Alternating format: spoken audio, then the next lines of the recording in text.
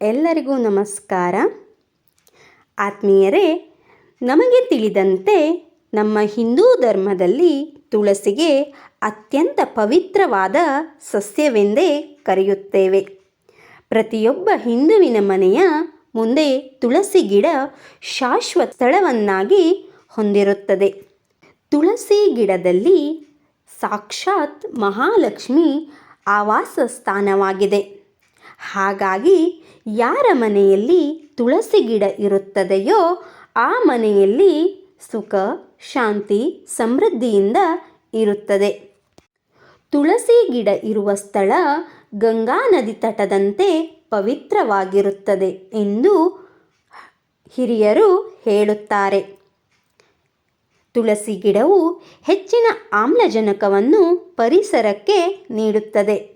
ಆದ್ದರಿಂದ ಮನೆಯ ಸುತ್ತಮುತ್ತಲೂ ತುಳಸಿ ಗಿಡವಿದ್ದರೆ ಶುದ್ಧ ಗಾಳಿ ಇರುತ್ತದೆ.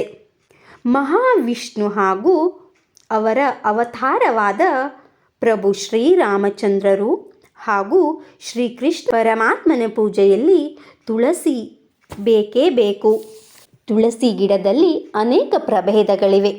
ಆದರೆ ಅದರಲ್ಲಿ 2 ಪ್ರಭೇದಗಳು ಧಾರ್ಮಿಕವಾಗಿ ಮಹತ್ವವನ್ನು ಹೊಂದಿದೆ. ಆ 2 ಪ್ರಭೇದ ಯಾವುದೆಂದರೆ ಅದೇ ರಾಮ ತುಳಸಿ ಮತ್ತು ಕೃಷ್ಣ ತುಳಸಿ. ರಾಮ ತುಳಸಿ ಮತ್ತು ಕೃಷ್ಣ ತುಳಸಿ ಅವೆರಡರ ವ್ಯತ್ಯಾಸವೇನು, ಅದರಲ್ಲಿ ಯಾವುದು ಶ್ರೇಷ್ಠ ಎಂದು ಈ ವಿಡಿಯೋದಲ್ಲಿ ತಿಳಿಯೋಣ.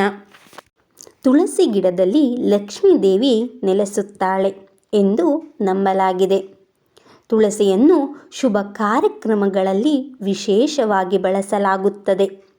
ತುಳಸಿಯನ್ನು ಧಾರ್ಮಿಕ ದೃಷ್ಟಿಕೋನದಿಂದ ಮಾತ್ರವಲ್ಲದೆ ಆರೋಗ್ಯ ದೃಷ್ಟಿಯಿಂದಲೂ ಪ್ರಮುಖವಾಗಿ ಪರಿಗಣಿಸುತ್ತೇವೆ. ಹಸಿರು ತುಳಸಿ ಅಂದರೆ ರಾಮ ತುಳಸಿ. ಈ ತುಳಸಿ ಬಹುತೇಕ ಮನೆಗಳಲ್ಲಿ ಸುಲಭವಾಗಿ ಸಿಗುತ್ತದೆ. ಅದರ ಎಲೆಗಳು ಹಸಿರು ಬಣ್ಣದ್ದಾಗಿರುತ್ತದೆ. ಅದನ್ನು ಉಜ್ವಲ ತುಳಸಿ ಎಂದು ಕೂಡ ಕರೆಯುತ್ತೇವೆ. ಇದರ ಎಲೆಗಳು ಸ್ವಲ್ಪ ಸಿಹಿಯಾಗಿರುತ್ತದೆ. ಇದನ್ನು ವಿಶೇಷ ಪೂಜೆಯಲ್ಲಿ ಬಳಸಲಾಗುತ್ತದೆ. ಈ ತುಳಸಿಯನ್ನು ಮನೆಯಲ್ಲಿ ಹಚ್ಚುವುದರಿಂದ ಸಂತೋಷ ಮತ್ತು ಸಮೃದ್ಧಿ ತರುತ್ತದೆ. ಇನ್ನು ಕಪ್ಪು ತುಳಸಿ. ಇದರ ಎಲೆಗಳು ನೇರಳೆ ಅಥವಾ ಕಪ್ಪು ಬಣ್ಣದಲ್ಲಿರುತ್ತದೆ. ಆದ್ದರಿಂದ ಇದನ್ನು ಕೃಷ್ಣ ತುಳಸಿ ಎಂದು ಕೂಡ ಕರೆಯುತ್ತೇವೆ. ಆಯುರ್ವೇದದಲ್ಲಿ ಈ ತುಳಸಿಯನ್ನು ಉತ್ತಮವೆಂದು ಪರಿಗಣಿಸುತ್ತೇವೆ. ಇದನ್ನು ಪೂಜಾ ಕಾರ್ಯಕ್ರಮಗಳಲ್ಲಿಯೂ ಬಳಸಲಾಗುತ್ತದೆ. ವಾಸ್ತು ಪ್ರಕಾರ ರಾಮ ತುಳಸಿ ಮತ್ತು ಕೃಷ್ಣ ತುಳಸಿ ತನ್ನದೇ ಆದ ಪ್ರಾಮುಖ್ಯತೆಯನ್ನು ಹೊಂದಿದೆ. ಅವುಗಳಲ್ಲಿ ಯಾವುದಾದರೂ ತುಳಸಿಯನ್ನು ನೀವು ಮನೆಯಲ್ಲಿ ನೆಡಬಹುದು. ವಾಸ್ತು ಪ್ರಕಾರ ಕಾರ್ತಿಕ ಮಾಸದ ಗುರುವಾರ ತುಳಸಿ ಗಿಡವನ್ನು ನೆಡಲು ಅತ್ಯಂತ ಮಂಗಳಕರ ಎಂದು ಪರಿಗಣಿಸುತ್ತೇವೆ. ತುಳಸಿ ಗಿಡವನ್ನು ಬುಧ ಗ್ರಹದ ಸಂಕೇತವೆಂದೇ ಕರೆಯುತ್ತೇವೆ. ಯಾರ ಜಾತಕದಲ್ಲಿ ಬುಧನು ಸಂಪತ್ತನ್ನು ಮನೆಯಲ್ಲಿ ಸ್ಥಿತನಿದ್ದಾನೆಯೋ ಆ ವ್ಯಕ್ತಿ ತಾರಸಿಯ ಮೇಲೆ ತುಳಸಿ ಗಿಡವನ್ನು ಇಡಬಾರದು. ಇದರಿಂದ ನಷ್ಟ ಉಂಟಾಗುತ್ತದೆ. ತುಳಸಿ ಗಿಡವನ್ನು ಕಳ್ಳಿ ಅಥವಾ ಯಾವುದೇ ಮುಳ್ಳಿನ ಗಿಡಗಳೊಂದಿಗೆ ನೆಡಬಾರದು. ಇದನ್ನು ನೆನಪಿನಲ್ಲಿಟ್ಟುಕೊಳ್ಳಬೇಕು.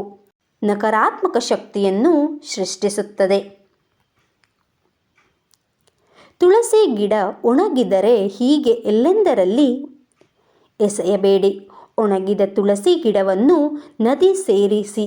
ಅದು ಸಾಧ್ಯವಾಗದಿದ್ದರೆ ತುಳಸಿ ಗಿಡವನ್ನು ಒಣಗಿಸಿದ ಕುಂಡದಲ್ಲಿಯೇ ಹೂಳಬೇಕು. ತುಳಸಿ ಸಸ್ಯದಿಂದ ಅನೇಕ ಔಷಧಿ ಗುಣಗಳು ಕೂಡ ಹೊಂದಿದೆ. ಕೃಷ್ಣ ತುಳಸಿ ಮತ್ತು ರಾಮ ತುಳಸಿ ಗಿಡಗಳ ಔಷಧಿ ಗುಣಗಳು ಏನು ಅಂತ ನೋಡೋಣ. ಈ 2 ಗಿಡಗಳಲ್ಲಿಯೂ ಸಹ ಬಹಳಷ್ಟು ಔಷಧೀಯ ಗುಣಗಳು ಇರುತ್ತದೆ. ಆದರೆ ನಾವು ಈ 2 ಸಸ್ಯಗಳಲ್ಲಿ ಗುಣಗಳು ಇವೆ ಅಂದುಕೊಂಡಿರುತ್ತೇವೆ. ಆದರೆ ಅವೆರಡಲ್ಲೂ ಬೇರೆ ಬೇರೆ ಗುಣಗಳು ಹೊಂದಿರುತ್ತದೆ. ಕೃಷ್ಣ ತುಳಸಿ ಎಲೆಗಳಿಗಿಂತ ರಾಮ ತುಳಸಿ ಗಿಡದ ಎಲೆಗಳು ಬಹಳಷ್ಟು ತಂಪನ್ನು ಹೊಂದಿರುತ್ತದೆ. ಕೃಷ್ಣ ತುಳಸಿ ಗಿಡ ಸ್ವಲ್ಪ ಮಟ್ಟಿಗೆ ಉಷ್ಣ ಗುಣವನ್ನು ಹೊಂದಿರುತ್ತದೆ. ಕೃಷ್ಣ ತುಳಸಿ ಗಿಡವನ್ನು ನಾವು ಮಳೆಗಾಲದಲ್ಲಿ ಜ್ವರ, ಶೀತ, ಕಫಗಳಿಗೆ ಔಷಧಿಯನ್ನಾಗಿ ಬಳಸಬಹುದು. ತುಳಸಿ ಗಿಡದಲ್ಲಿ ಆಂಟಿವೈರಸ್ ಮತ್ತು ಆಂಟಿಬ್ಯಾಕ್ಟೀರಿಯಾ ಗುಣಗಳು ಹೆಚ್ಚಾಗಿ ಇರುತ್ತದೆ. ಹಾಗಾಗಿ ಇದು ನಮ್ಮ ಹಲವಾರು ಕಾಯಿಲೆಗಳಿಗೆ ರಾಮಬಾಣವಾಗಿ ಕಾರ್ಯನಿರ್ವಹಿಸುತ್ತದೆ. ನೋಡಿದ್ರಲ್ಲ, ರಾಮ ತುಳಸಿ ಮತ್ತು ಕೃಷ್ಣ ತುಳಸಿಯ ವ್ಯತ್ಯಾಸ ಮತ್ತು ಯಾವುದು ಯಾವ ಆರೋಗ್ಯಕ್ಕೆ ಬರುತ್ತದೆ ಅಂತ. ಈ ವಿಡಿಯೋ ನಿಮಗೆ ಇಷ್ಟ ಆದಲ್ಲಿ ಲೈಕ್, ಕಾಮೆಂಟ್, ಶೇರ್ ಮಾಡಿ. ಪ್ಲೀಸ್ ಸಬ್ಸ್ಕ್ರೈಬ್ ಮಾಡಿ.